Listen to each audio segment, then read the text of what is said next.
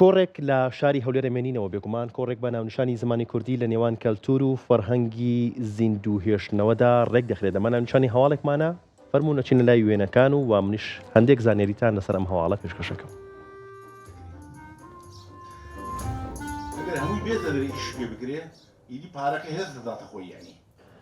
کتێبخانەی حەیدەری کۆڕێکی بۆ ژمارەیەک لە مامۆستایانی زانکۆ و توێژەرانی زمانی کوردی ڕێخست. لە کۆڕەکە گفتوگۆ لەبارەی فەرهەنگی زمان و دەوڵەمەندی کوردی کرا بە تایبەت لە هێشتنەوەی بە زیندوی و پاراستنی لە وشەسازی زمانە بیانیەکاندا.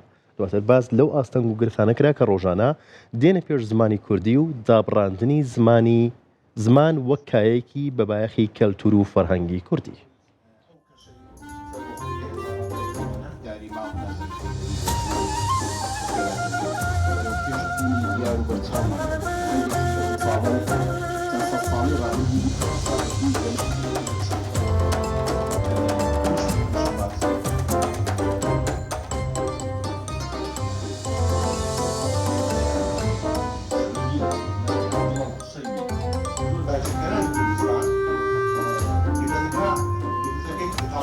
بەو کۆڕ و سیمینار و ئیحتیمام پێدانە زمان دەوڵەمەندتر دەبیتن، بەڵام بەداخەوە زمانەکەمان لەم سەردەمەنەکە لە ساڵاتی کورتخۆیەتی زۆر ناڕێکی تێدایە. زمان ئەو گرنگی پێنادرێ بە تایبەتی لە خوێندگا ئەهلیەکان زمانی کوردی فەرامۆش کراوە، لە زانکۆکان وەکو پێویست گرنگی پێنادرێتن کە دەبێ ئەوانە هەموو پێداچنەوەی پێدا بکرێتن بۆ ئەوەی ئەمە گرنگی بە زمانەکەمە لە چکو زمان یەکێکە لە بنەما سەرچەکانی هەموو نەتەوەیەک.